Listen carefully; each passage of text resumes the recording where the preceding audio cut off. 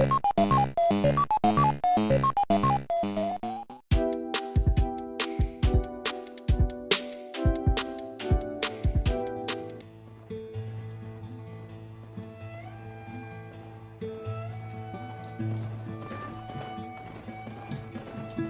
I the one to hold this crown of ash and salt? Their kindness calls to me. I have to block it out. My voice has grown so somber. These words don't seem like mine, but the iron won't subside. No matter what I try. Oh, What do you know Himmel. about Silence's plan? He isn't the only one adept at spyware. You hacked his focus? No, he's too careful for that. But his subordinates? Not so much. He gave additional focuses to the tribals he branded the Sons of Prometheus. The ones working with Regala. By tapping their focuses, I learned about most of his dealings. The distribution of override technology, the arming of Tanakh rebels, and the secret pact with Regala to attack Gerard's base. But how did he come up with a weapon that can take down your shields?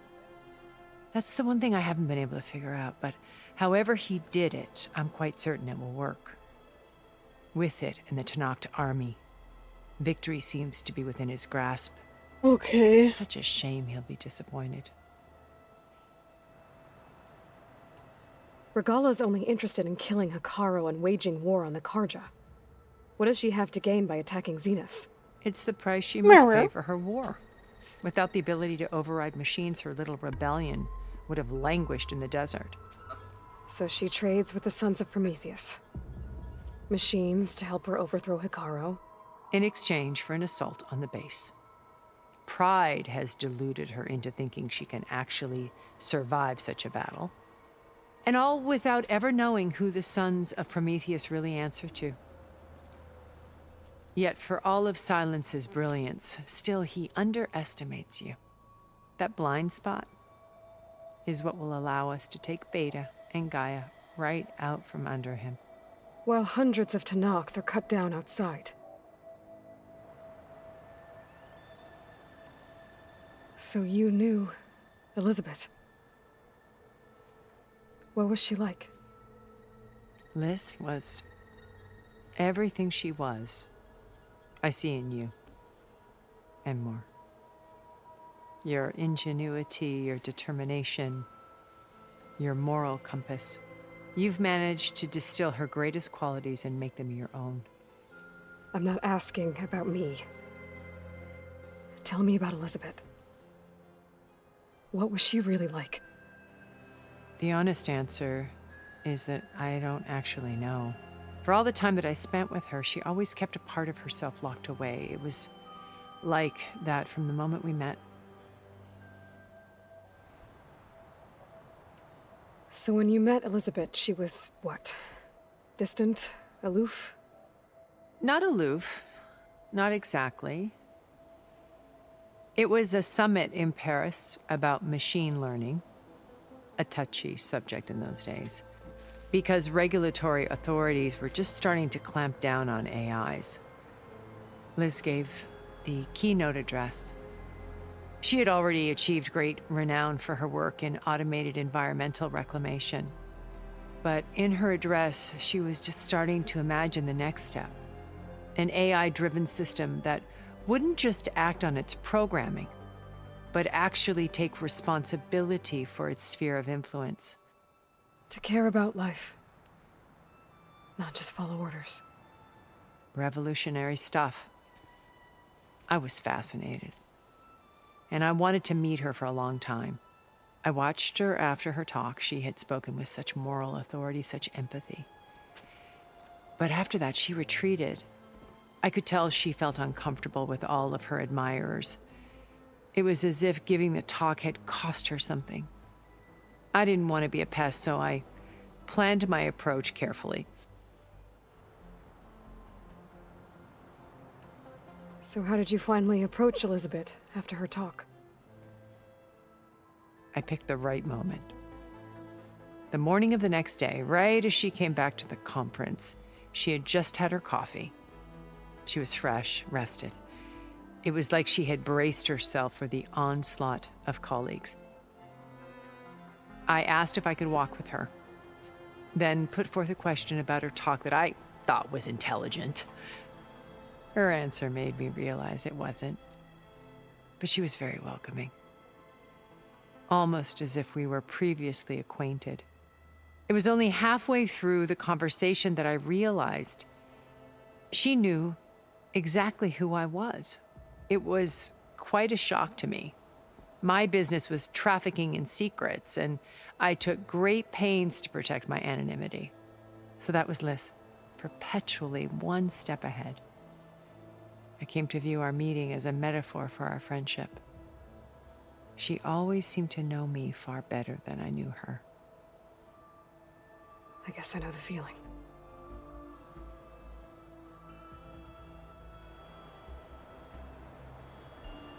Okay.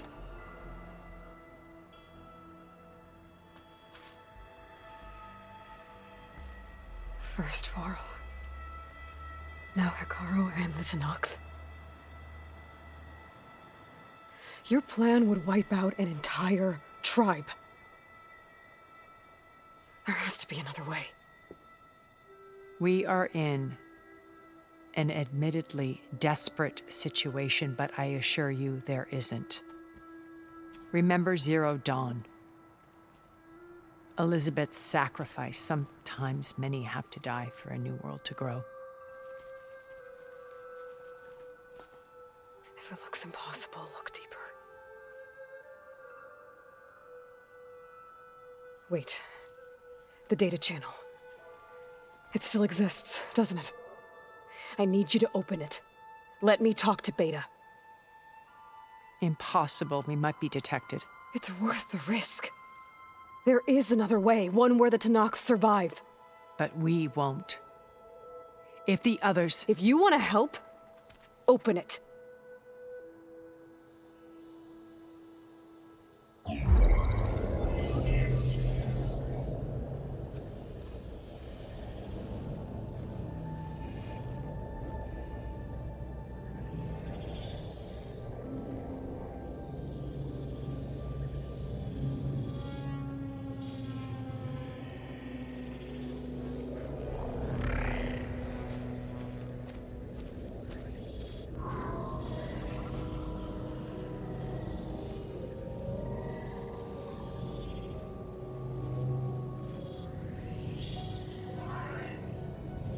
What are they doing to her? Virtual reality dissociation. The manual merge of Hephaestus will take hours upon hours of tedious micromanagement. If she resists the work, they run simulations to induce feelings of isolation and despair. Beta, can you hear me? You're alive. They're watching me. I can't hold up this extra projection for long. You should have killed me. No. No, look at me. I'm coming for you. I promise, okay? I just need you to hold out a little while longer and work on the merge.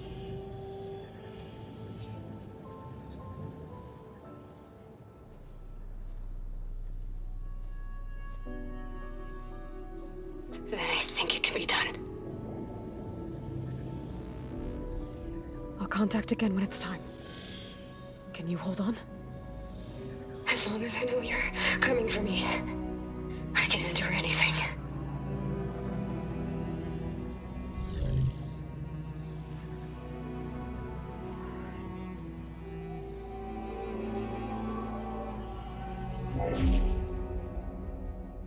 All right. I did as you asked. Now I think you need to tell me what you're planning. I'm going to take Silent's army away. I don't need it. Only the weapon he made to penetrate your shields. And how do you propose to get it? Ask him nicely? Without Regala and her rebels, he won't have a choice. We'll be his only option. Only option for what? What did you tell her? That is between me and my sister. We'll be Silent's only option for crashing that base. I'll tell you the rest later. But first, there are a couple of things I have to do. Oh. And what are those? Lay my friend to rest. And then I'm going to use the override that Beta gave me at Gemini to put an end to Regala's rebellion. From the air. Wait.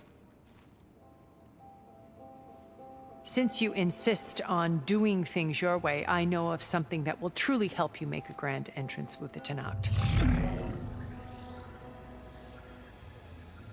The ancient Horus Titans still possess electromagnetic energy cells as part of their arsenal. Drop one of those on Regala's army and they'll receive quite a surprise.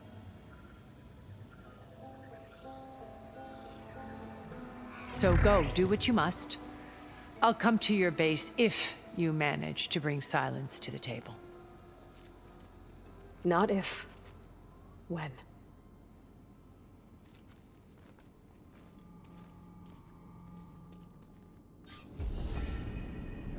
Erend, are you there? Aloy! Aloy, is that really you? Yeah, it's me. Where's everyone else? We're all... we're back at base. What happened? It might be easier to explain in person. I'll try to join you there when I can. Okay. We'll wait here for you. It's good to hear your voice, Aloy.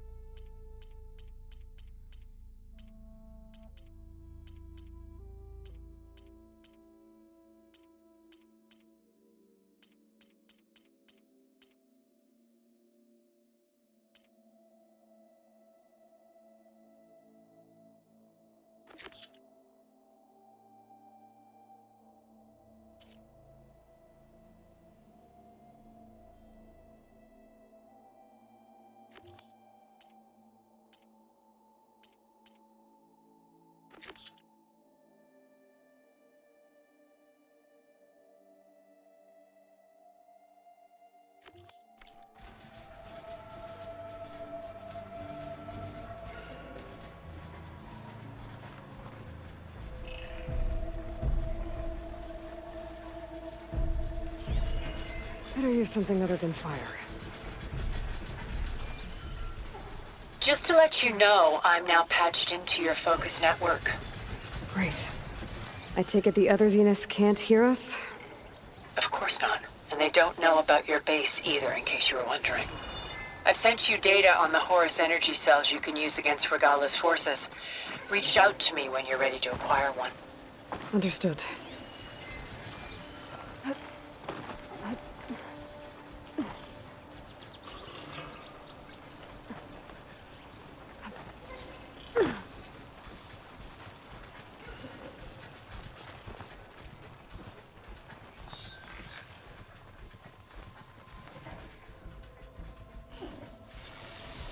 I'll ride that. Wonder if there's another cauldron that could teach me.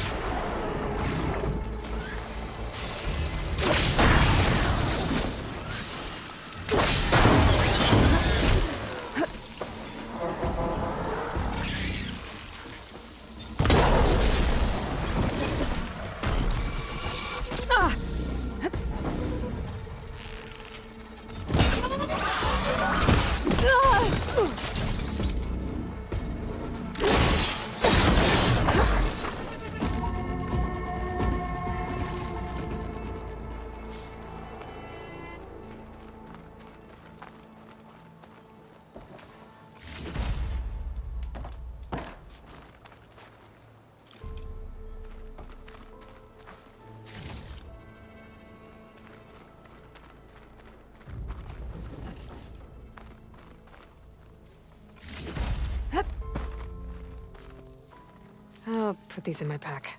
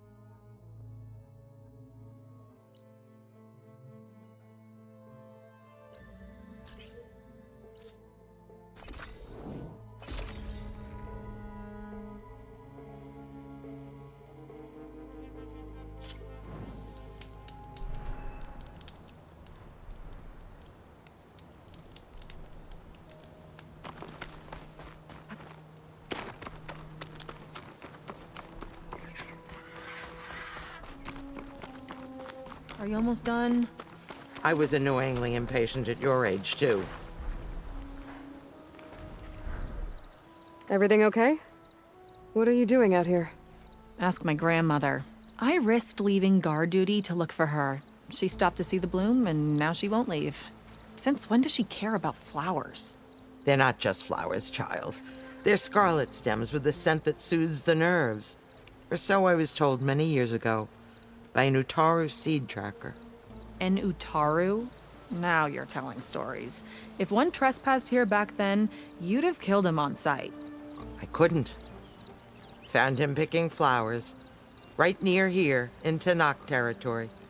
I was all set to strike him down, but he was singing. Singing? Can't remember the tune now. Just the lilt of his voice. And his name. Nilo. He decided to stay for a day or two. I took guard duty here so I could keep coming back to him. And he kept delaying his return to Plainsong. For the flowers, he said. Please don't tell me I'm descended from an Utaru gardener. Almost. Almost. But the thrill of battle called to me, and he had to return to his people. I've always wondered about the life I missed with him, whether he misses it too. Would he welcome me in Plainsong? Or at least accept a scarlet stem? It's a long way to Plainsong, but I get back there now and then. I could pick some scarlet stems and bring them to Nilo, if I can find him. Please. He was an herbalist there. I know the time has long since passed, but I'd like to know. Well, I'd like him to know. Ugh, you know what I mean. I think I do.